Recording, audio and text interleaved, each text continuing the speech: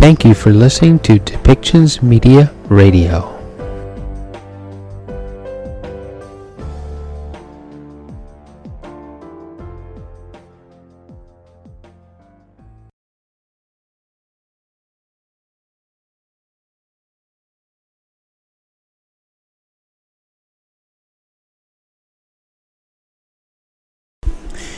Welcome to Policy and Rights, the show about government policy and human rights.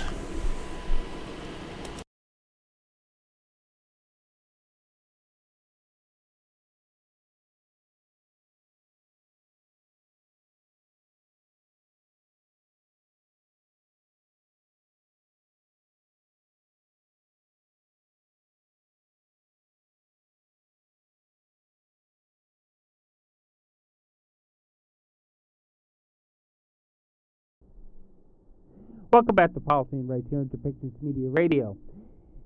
In these next couple of segments, we're going to hear a little bit about AI from President Biden and some of the rules, regulations he actually wants to see happen in the United States over governing the usage and development of artificial intelligence so that we can feel safe about using artificial intelligence. But the segment that we really want to focus on is with Kamila Harris.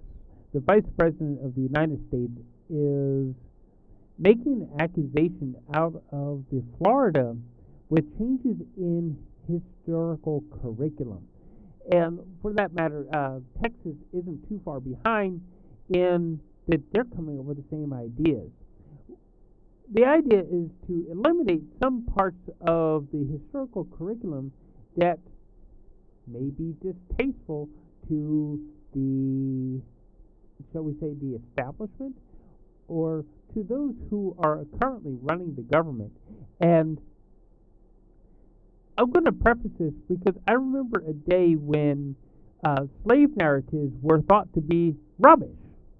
It was something that there's no sense in teaching that in school. All the slaves were essentially illiterate anyway, and one of the more famous black writers and advocates for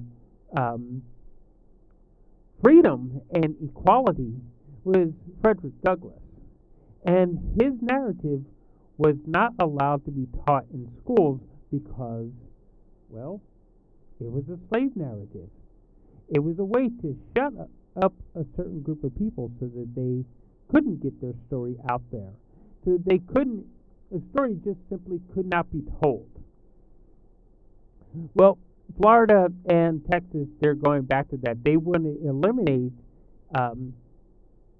indigenous or native narratives about what was happening and going on in certain territories. And they also want to eliminate stories about Martin Luther King, saying that, well, some of that stuff may not be true, that we don't want to include that in our historical curriculum. And why not include it? Is it because you're afraid of people wanting to keep their freedom, that the wrong groups of people may be wanting freedom? Why would you want to eliminate certain things from the historical record or not allow them to actually be taught within elementary and high schools? What are we afraid of?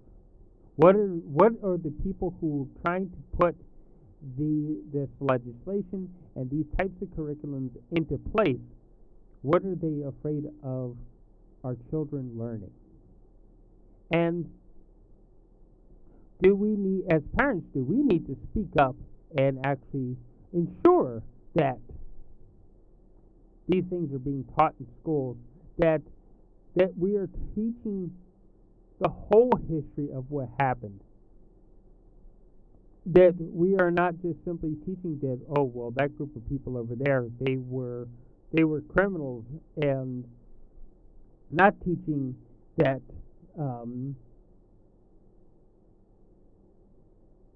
that the struggle that they went through for equality is valid.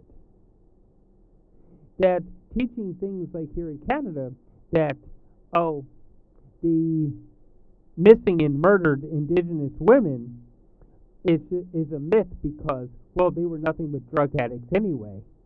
And they cry for people asking the government to go search landfills to find the bodies to bring those people back home to their families, so that their families can bury them, so that they can be put to rest in the traditional manners, is not valid because, well, we all know that group of people are nothing but drug addicts and their stories aren't valid. We need to push back against these ideas of discrimination and prejudice so that we can all find equality. So why don't we listen to Joe Biden talk about AI first, and then we're going to hear from Kamila Harris, as she is not only speaking as the Vice President of the United States, but she is speaking as an advocate for equality and speaking out not only against racism, but all the other isms that come along with that are meant to suppress people and keep people from finding true freedom.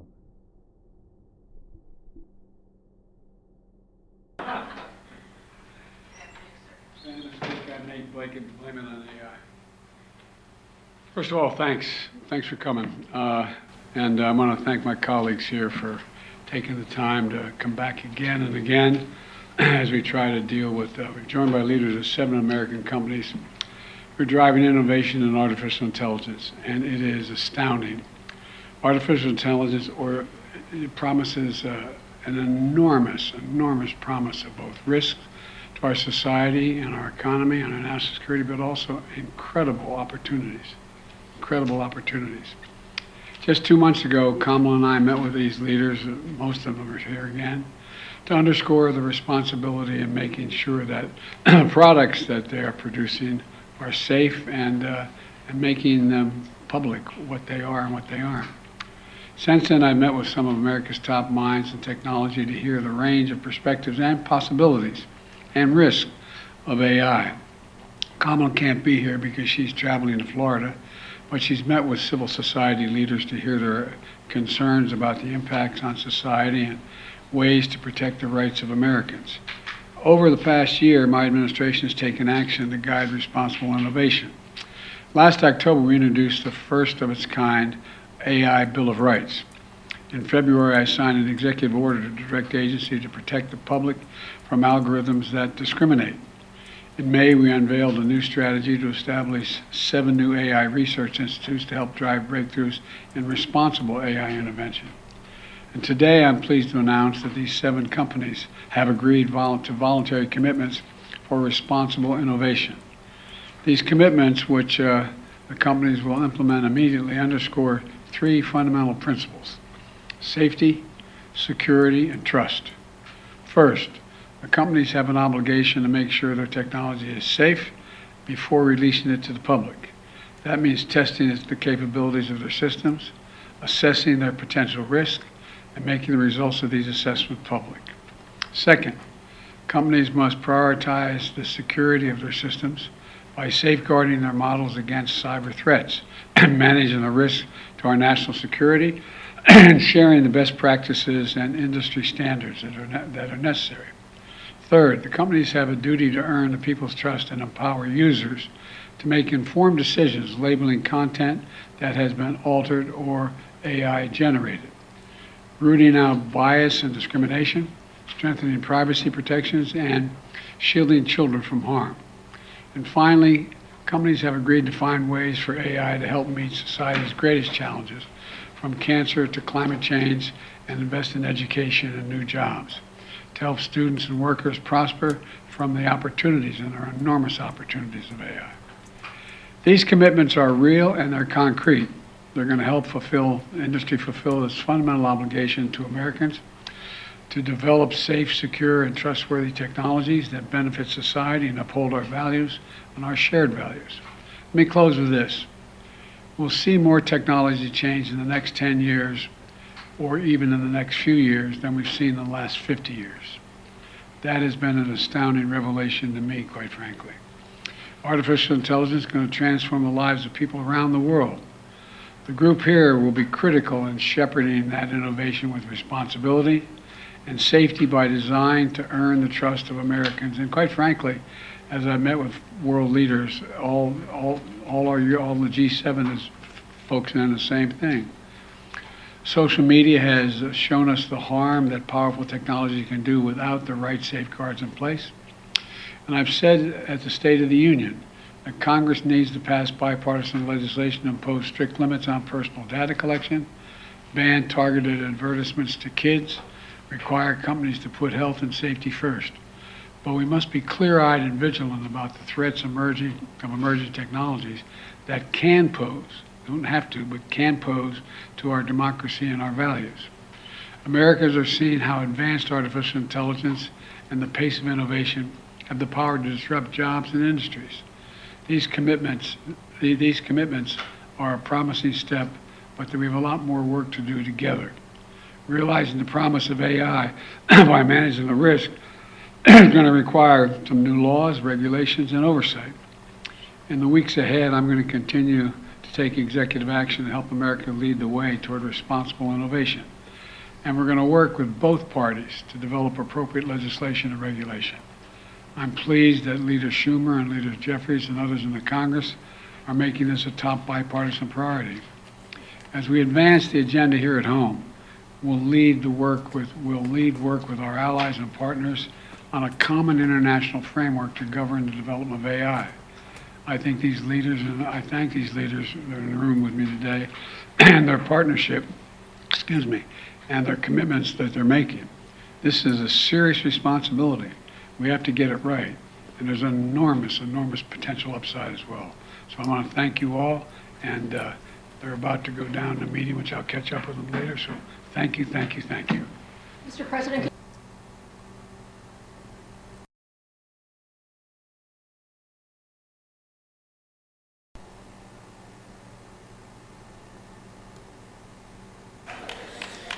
Good evening, everyone. I am so honored to be joining Vice President Kamala Harris in her fight to protect fundamental freedoms. Today, Vice President Harris is standing with us in Florida in the fight to learn and teach America's full and true history. My name is Jennifer Jenkins. In 2020, I ran for school board in Brevard County as an educator, married to a history teacher with a young daughter.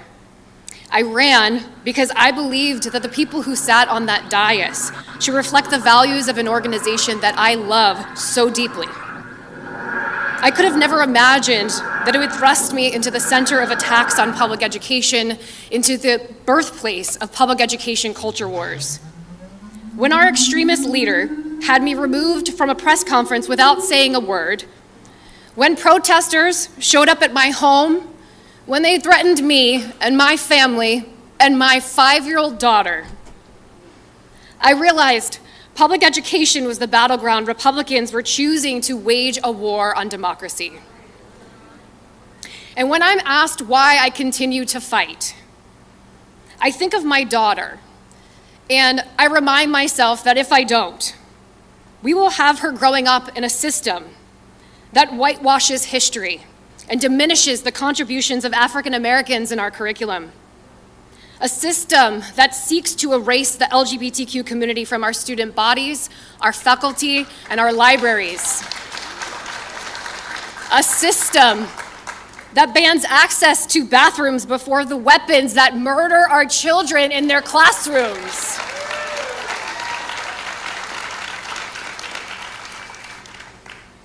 I would say to our visitors today, welcome to Florida. But one thing our Republican leadership has made very clear is that Florida isn't welcoming at all. And I can tell you, as a Democratic school board member on the front lines of this educational war, it's not welcoming to our students, our teachers, and our parents either. I would have never imagined a day when I would be so fortunate to introduce the Vice President of the United States of America. Vice President Harris has fought for fundamental freedoms throughout her entire career.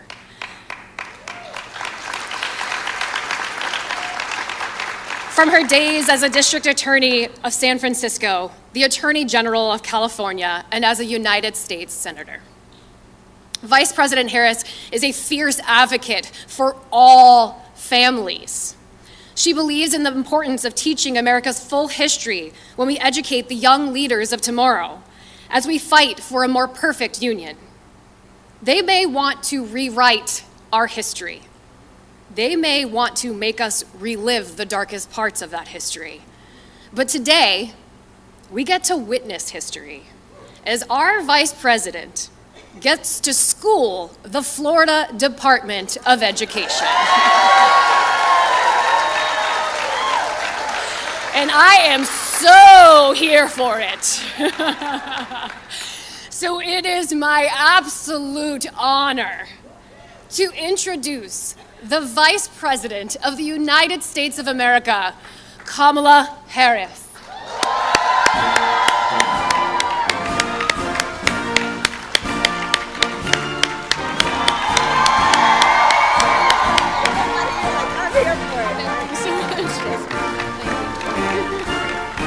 Good afternoon, everyone. Good afternoon. Good afternoon. Good afternoon. To all of you, thank you. Have a seat. Have a seat. Let me first of all thank Jennifer. She and I and the Congresswoman Sherfilis McCormick, Ben Crump, Tracy Davis, Representative Angie Nixon, Derek Johnson from the NAACP. We had some time before I came out to talk with each other, and I just want to say that there is extraordinary leadership, Jennifer and everyone else, in this state, and you are not alone. You are not alone. You are not alone. I'll tell you, yesterday, I was traveling to meet with some folks when I heard the news about what happened here. And our team and the president, is completely on board with this. We said, we got to remind the folks of Florida that you're not fighting out here by yourselves. We believe in you. We believe in the people of Florida. And so I decided to come and visit with you today. And, well, let me start by saying this. I am a product of a public school education. I was sharing with some of the teachers earlier, my first grade teacher, Mrs. Frances Wilson, God rest her soul, attended my law school graduation.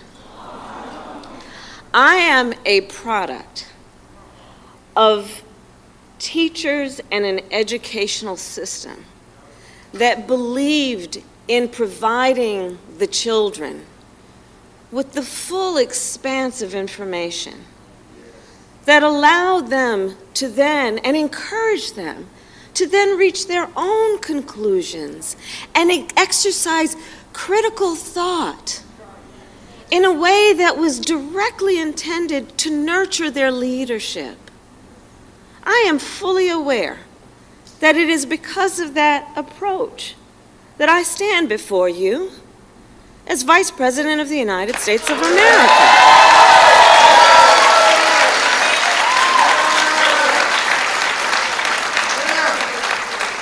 So when I think about where we are today and who we are as a community of people, within the beauty of the diversity that I see in front of me, I know that there are many things we share in common.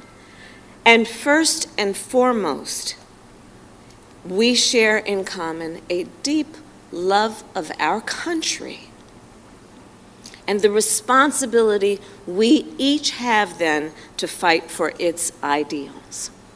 That is so critically important on the subject then that gathers us here today. Because you see, when we think about it, part of true patriotism means fighting for a nation that will be better for each generation to come. Right? believing that our nation is worth the investment in fighting for the children of America, that we will provide them with the information they need to go into the world and lead.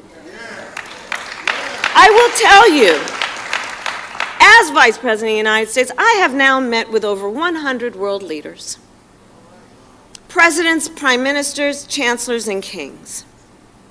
One of the things about who we are as Americans is we can walk in those rooms with the authority earned, for the most part, except recently sometimes, earned authority to walk in those rooms talking about what it means to uphold democracies, the importance of rule of law, human rights.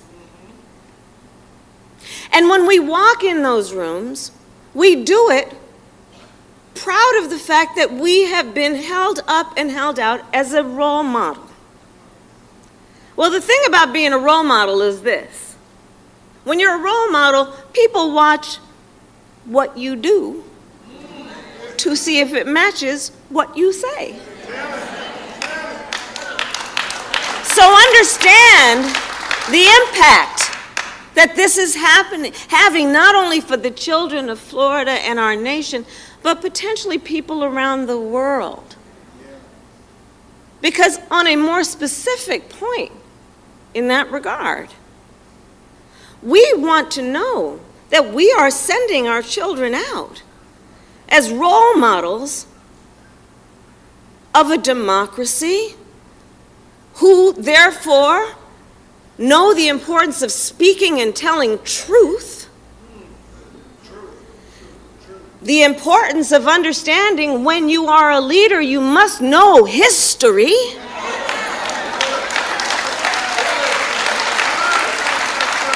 And by the way, be really clear. Be really clear. All the folks that we would go out and send our children to go and meet around the world are clear about our history. And we're going to send our own children out to not know what it is? Building in a handicap for our children that they're going to be the ones in the room who don't know their own history when the rest of the world does? Think about this for a moment. The levels of proportion. So when I think about where we are, I do believe that our strength as a nation has always been because we are continuously and always invested in fighting to reach our ideals. And let's remember the preamble to the Constitution of the United States. Bancroft.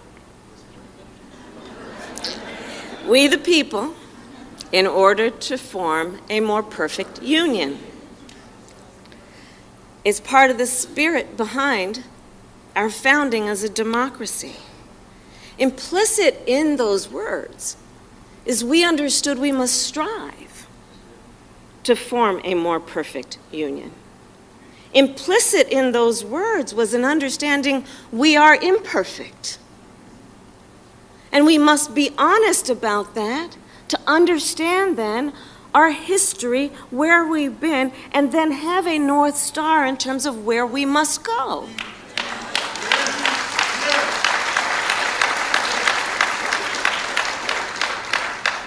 So when I think about what is happening then here in Florida, I am deeply concerned. Because let's be clear, I do believe this is not only about the state of Florida. There is a national agenda afoot.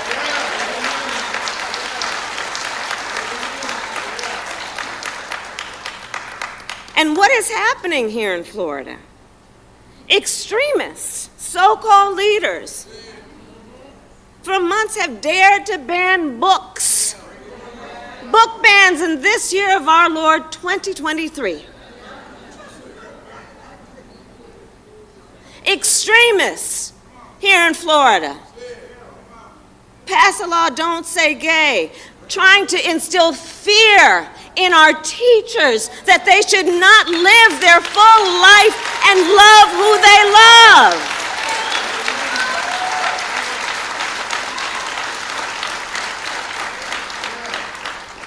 And now, on top of all of that, they want to replace history with lies.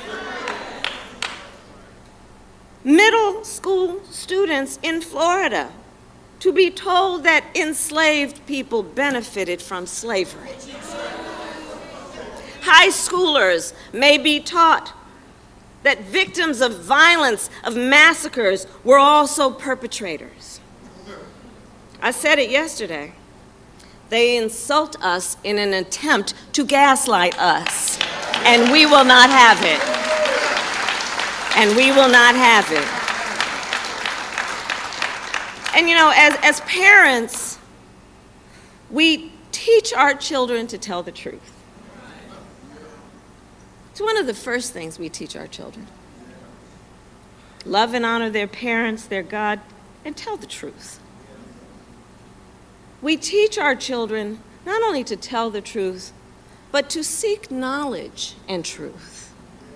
It's part of what we know is about putting them on the road for them to grow and develop for the sake of our mutual well-being and prosperity. These are the things we tell them. Well, I think we should model what we say. These extremist so-called leaders should model what we know to be the correct and right approach if we really are invested in the well-being of our children. Instead, they dare to push propaganda to our children. This is the United States of America. We're not supposed to do that.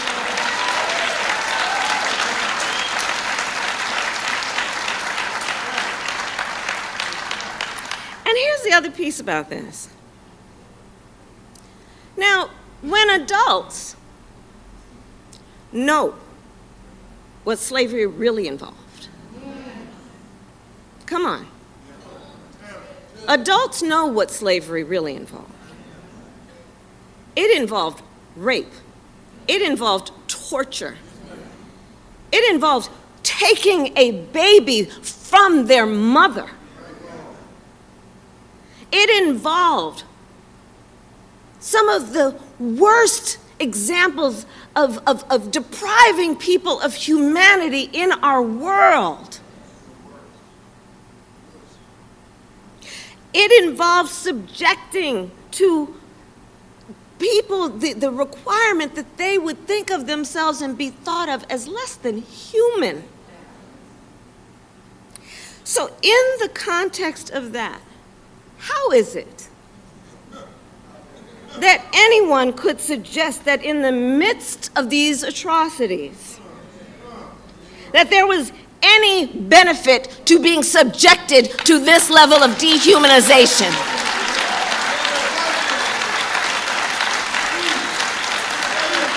In the midst of these atrocities, that there was some benefit.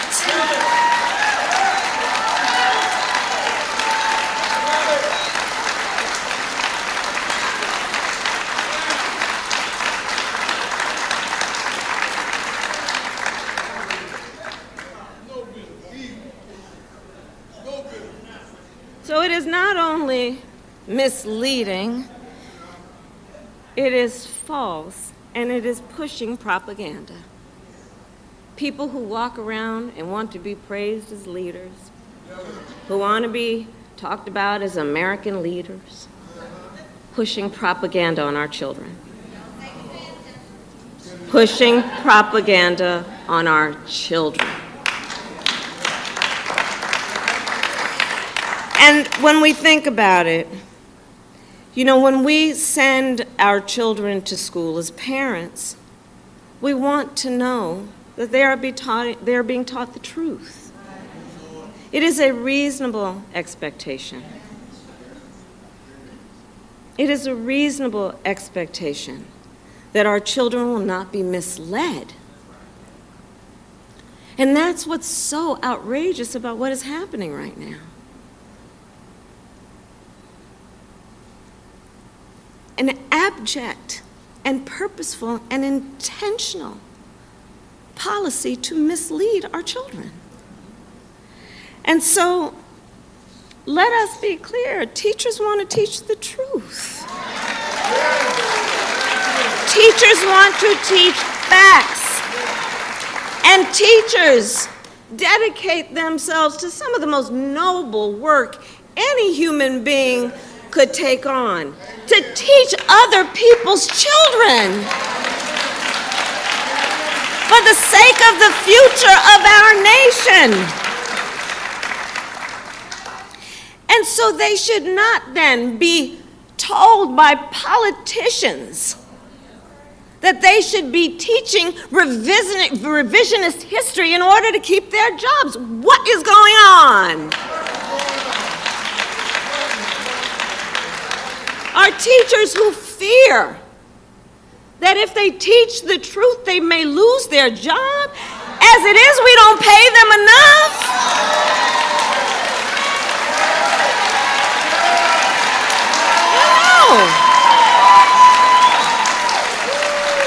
I know.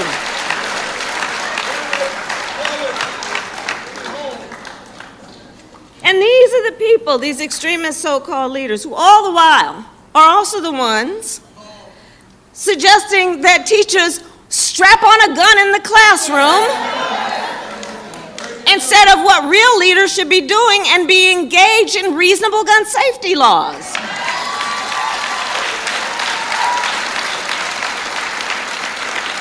These are the same extremist leaders, so-called leaders, who make teachers fear losing their job for having a photograph of their spouse on their desk. But let's be clear. On this issue, this is not the first time in history that we've come across this kind of approach. This is not the first time that there are powerful forces that have attempted to distort history for the sake of political ends. Think about in the past how we have seen attempts to minimize and even deny the Holocaust. Think about those who tried to rewrite the history of the Japanese internment camps, erase our nation's dark and sordid history and how we have treated the native people, and in particular through educational systems.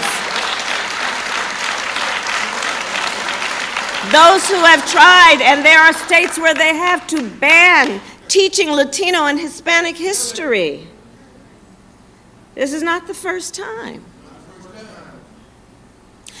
But when we think about it then in the context in which we should, understanding there is a national agenda afoot, understanding that there are many aspects of our history that some would like to overlook, erase, or at least deny, let us think about then what this creates as a moment for us to also then rededicate ourselves to the coalition. Our responsibility at moments like this to understand nobody should be made to fight alone. We are all in this together. And take a look, because there are a lot of teachers here, I think, so I'm going to tell you, one of the things I love is Venn diagrams. Any math teachers in the room? I love Venn diagrams. And I have done an exercise of looking to see from where are we seeing the attacks on things like voting rights, LGBTQ rights, a woman's right to make decisions about her own body, book bans. And you will not be surprised to know a lot of them revert to the same source. So let's think about this then as an opportunity to build back up the coalition of all people who believe in our foundational and fundamental truths. The truth that we are and will be a more perfect union when we fight for justice, when we fight for equality, when we fight for fairness, guided by a belief in who we are as a nation and telling our truths. And I'll close with this. History has shown us that in our darkest moments, we have the ability to unite and to come out stronger. We know e pluribus unum, out of many one. That is who we are in this room, out of many one. Americans who came here through Ellis Island, Americans who were kidnapped and brought over on slave ships, Americans who are native to this land. Our history as a nation is born out of tragedy and triumph. That's who we are. Part of that is what gives us our grit. Knowing from where we came, knowing the struggles that we have come through, and being stronger in our dedication to saying no more and not again. It is part of what makes up the character of who we are as America. So let's reject the notion that we would deny all of this in terms of our history. Let us not be seduced into believing that somehow we will be better if we forget. We will be better if we remember. We will be stronger if we remember. We fought a war to end the sin of slavery. A civil war. People died by the untold numbers in that war, many of whom fought and died because of their belief that slavery was a sin against man, that it was inhumane, that it was not reflective of who we believe ourselves to be as a country, and certainly not reflective of who we aspire to be. So who then would dare deny this history? Who would dare then deny that these lives were lost and why they were lost and what was the cause that they were fighting for and what were they fighting against? They weren't fighting and dying because they thought people were going to be okay with this thing. It's because they knew that it had to end because it was so criminal.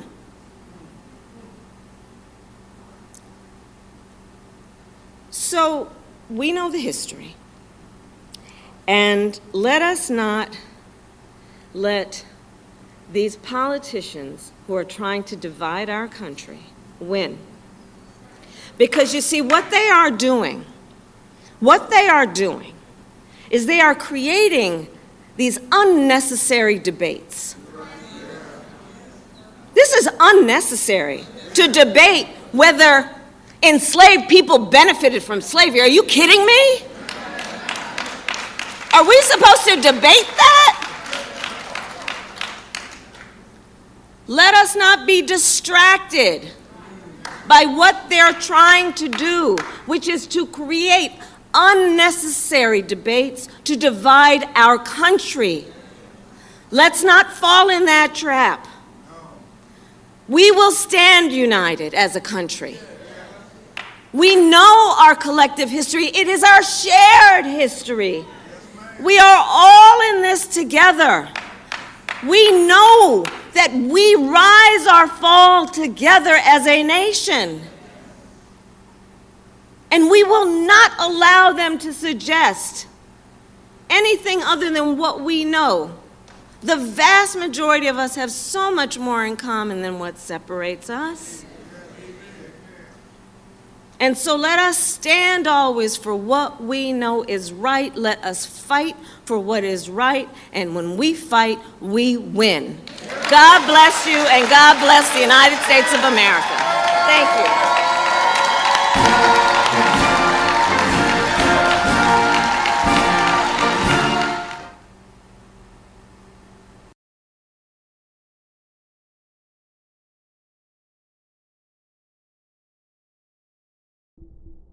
Thank you for listening, and please find that subscribe button wherever it is on your screen.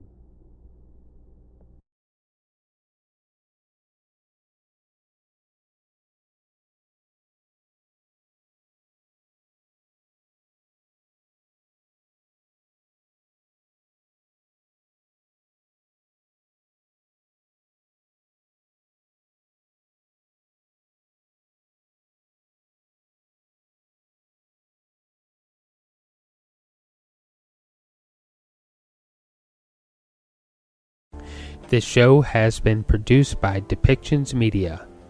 Please contact us at depictions.media for more information.